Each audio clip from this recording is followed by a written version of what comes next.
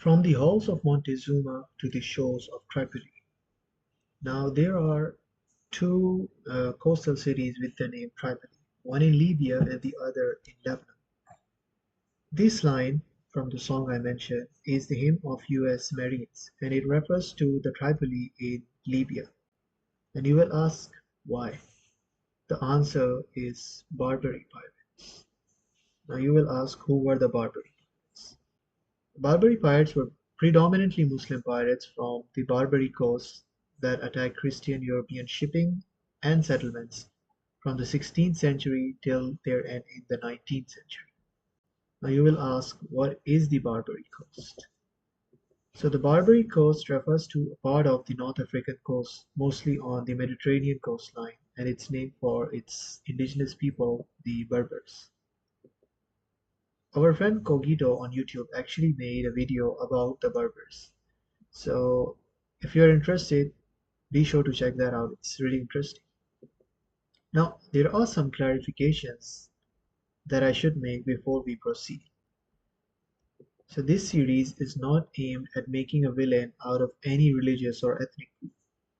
Almost all cultures had slavery at one point or another throughout history, and none of the three major Abrahamic religions mentioned in this series formally abolished slavery. Instead, they regulated it through rules. And regarding terminologies, you will hear the words pirate, corsair, rover, and privateer a lot during this series. So I believe it is worth mentioning what these words even mean. So pirate is essentially a maritime robber, and corsair and rover have the same meaning, but sometimes rover can also mean pirate ships. And privateers will be explained in detail in later parts of this series, but to oversimplify it for you now, you can just understand it like this. Pirates were thugs, and privateers were hired thugs of the state. Now, piracy has actually got a very long history in the Mediterranean, predating both the arrival of Islam and Christianity in the region. Like, for example, in the time of ancient Egyptian pharaoh Akhenaten, there's actually record of piracy in the Mediterranean, although it's not known for how long it had been there by this point. And in 75 BC, Rome's Julius Caesar was himself actually kidnapped by pirates in the Aegean Sea. Although, spoiler alert, it didn't end well for the pirates later. Now, with the arrival of Islam in North Africa and Christianity in Europe, the affair took a religious flavoring. Many pirates would just say, our piracy is not piracy. This is, they would use the concept of war against the unbelievers. And they would say, look, we are fighting the unbelievers. And many rulers also supported these pirates simply because they bought them wealth, although it was not unheard of to, nations of the same religion to fight each other. For example, you had Christian pirates who robbed Christian ships. You had Muslim pirates who robbed Muslim ships. Because this wasn't exactly for religion, but it was for worldly gains. And another thing is that piracy and raids were actually a two-sided affair. So you had Muslim slaves in Christian Europe and you had Christian slaves in Muslim lands. Because basically the pirates' goal on both sides was the same. Capture booty as much as possible along with captives. And these captives would either be ransomed back by their homelands, and if that didn't happen, they would be sold into slavery. And basically, the only sufferers in this episode were the common people who lived on the coastline, as well as the maritime travelers. It was actually quite bad. People on the coastline had to move away, and at one point, the issue of piracy was so bad that Muslims in the Iberian Peninsula, Al Andalus, they actually got scholars' advice not to go to Hajj pilgrimage because the risk of getting captured by pirates was so high at that point. Now, piracy actually existed even before the Barbary pirates became a thing, but then under them it grew stronger, deadlier, and more organized. So there were five Barbary states. These were the states where the Barbary Pirates operated from. And of these states, Morocco was independent. The Sali Republic was a very short-lived republic, and it was briefly independent, while Algiers, Tunis, and Tripoli were Ottoman vassals, Ottoman territories basically. But that was on paper because in practice, they hardly listened to Constantinople and they were self-governing most of the time. In 1269, a joint Zayanid and Marinid campaign captured the city of Marrakesh, and they executed the last Almohad ruler. And with this, their rule ended and the Marinid rule began in Morocco. But here's the thing, the Marinid dynasty actually existed even before this.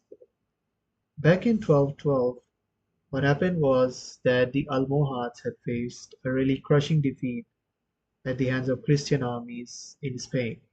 And the founder of Marines thought, okay, this is our chance. He capitalized on it and he began to rebel against the Almohads and started capturing their lands. In the 1240s, there was a family, the Watasid family. And this family would actually provide the Marinid court with viziers and others, nobility basically. So because the viziers often came from their family, they began to conspire to increase their influence in the politics. Now they, like the Marinids, belong to the same Berber tribe and they actually enjoyed a degree of autonomy under the Marinids. But this didn't stop them from conspiring against the Marinids when the Sultan was busy helping the Nasrids of Granada. So in 1459, however, the Sultan actually discovered the conspiracy. He invited the whole Watasid family to a banquet and then he had them all massacred. But some of them escaped. In 1465, the Sultan's power by this point was pretty much limited to the city of Fez. And the same year, a revolt broke out. Basically, there was a rumor that a Sharifian woman had been abused and struck by a Jew. Now, what happened after that is rumored that many Jews were killed and their businesses destroyed and all that. The issue is that sources aren't really that reliable, but yes, there was a huge revolt, and even the Sultan himself was killed, either by lynching or execution. And from this day began anarchy, which will continue till 1471, when the last surviving Watasid prince actually came back and declared himself the Sultan. In 1510, the Saadian dynasty, another dynasty claiming Sharifian Arab origins, rose against the Wattasids. That's because the Europeans were invading Morocco and the Wattasids were not giving a good response. Whereas the Saadians, so basically the Wattasids were like, we should negotiate. But the Saadians were like, no, they are invaders and they should be kicked out. So obviously the victories of the Saadians made them more popular amongst the public and they decided to capitalize on this. So in 1526, the Wattasids became Ottoman vassals and by 1548, most of Morocco was already in Saadian hands. In 1554, the Wattasid prince Ali Abu Hassan briefly retook the city of Fez with Ottoman support in January. But the same year, the Saadians defeated him and had him killed, and now they were the ones in power. They would rule till 1659, when their last Sultan, Ahmad al Abbas, would be killed by his own uncle and the dynasty ended. Now, the same year, there was a state known as the Dilaiya Sultanate. It was a Sufi brotherhood, and their ruler, Muhammad al Hajj, took over. And he ruled as basically the Sultan of entire Morocco till his death in 1662. Now, back in 1631, something happened. Moulay al Sharif was declared the Sultan of Tifal, a place in Morocco basically. And his dynasty basically claimed that they were also Sharifian Arabs, and it is said that his grandfather Hassan al-Dakhil actually used to live in Hijaz. and that some Moroccans actually insisted that he should come to their place because they believe since he is a descendant of the Prophet, then his arrival will bring blessings for the people as well as the land. In 1662, his sons Rashid and his son Rashid became involved in the power struggle that began after Muhammad of Dilayah Sultanate died. And in 1666, he declared himself the first Alawite Sultan of Morocco. Now, piracy continued in Morocco all the way till 1818 when Moulay Suleiman actually abolished it, and he adopted a policy of isolationism and re-Islamization. And the Alawite dynasty, in case you don't know, they still rule Morocco to this day. It's just that in 1957, the ruler's title was changed from Sultan to King. The Sali Republic was a maritime republic located on the mouth of Barbary River on the Atlantic coast of Morocco. Basically, it was a short-lived state lasting barely a century. It lasted from 1614 till 1668 when it was annexed into Morocco. But the history behind it is very long to be mentioned in this video, so I will cover that in a separate video. The Regency of Algiers was founded as an independent state by the Barbarossa brothers Arouj and Khaireddin Khizr in 1560. But what happened after that was that in a joint Spanish and Zionid campaign, Arouj was killed, and realizing he had no other choice, Khaireddin basically submitted to the Ottomans and became their first governor. They accepted him. They gave him a contingent of Janissaries, practically independent of the command at Constantinople known as the Ojaks. And now there was basically an Ottoman Pasha, an officer who, quote unquote, ruled Algiers. But this was only on paper because on practice, the local rulers were the ones who managed all the affairs. And it continued like this till 1659, when Janissaries, the Ojaks, under the command of a man named Khalil Agha, rebelled. And after that, Algiers became practically more independent and was now ruled by a military head titled the Agha. In 1671, Dutchman Mohammed Trik ousted the Janissaries with help of corsairs, and he assumed the title of Dey. So now the Regency of Algiers was also known as Deylik of Algiers. And this Deylik would last till 1830 when the French conquered it and the last official day Hussein surrendered. Now I use the word official day. That's because there were two unofficial days as well after this. But to understand that, you need to look at this first. So the Regency of Algiers, the Deylik, actually had four components. There was a capital territory and there were three other beyliks. And two of these beys, Haj Ahmad and Mustafa, actually claimed the throne of Algiers for themselves. But in the end, both had to surrender. Ahmad had to surrender, Mustafa had to surrender first.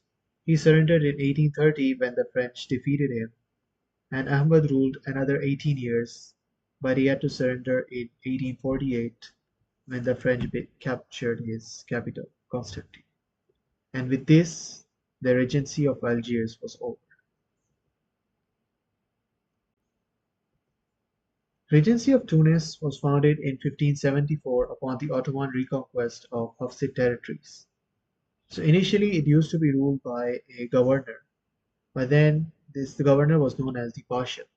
But in 1591 the Janissaries revolted and they raised their commander known as the Dey to power. So now officially the Pasha was still in charge, but what happened was that the Deys continued to become more and more powerful to the point they almost stood shoulder to shoulder with the Pasha.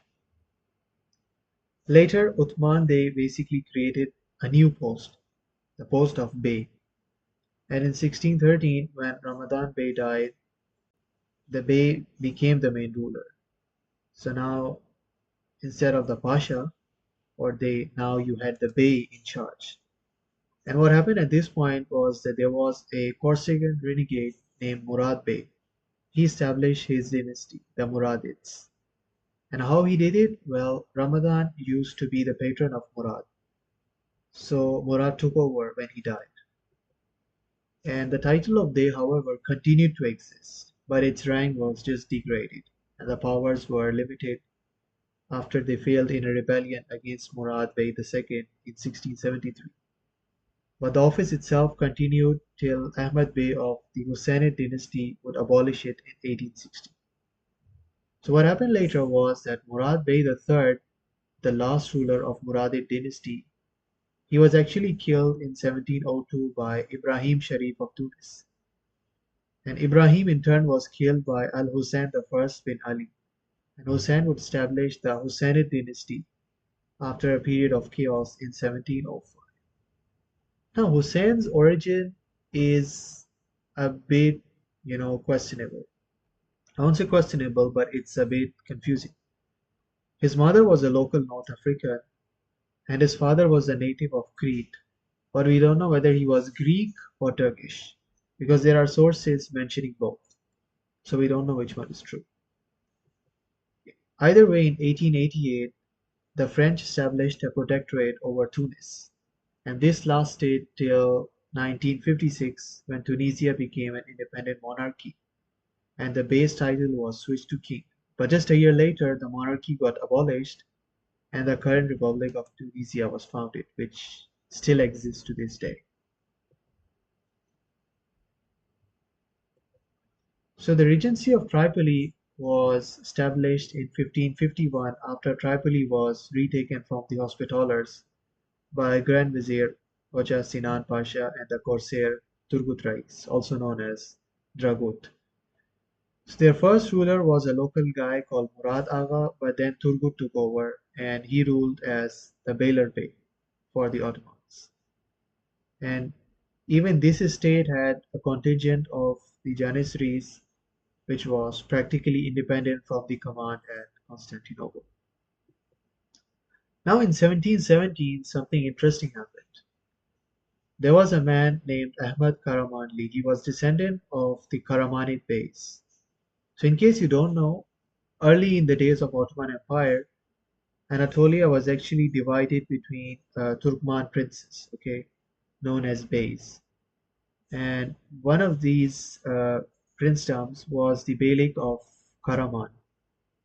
And he was actually a descendant of the royal family of Karaman, who interestingly were known for their rivalry with the Ottomans.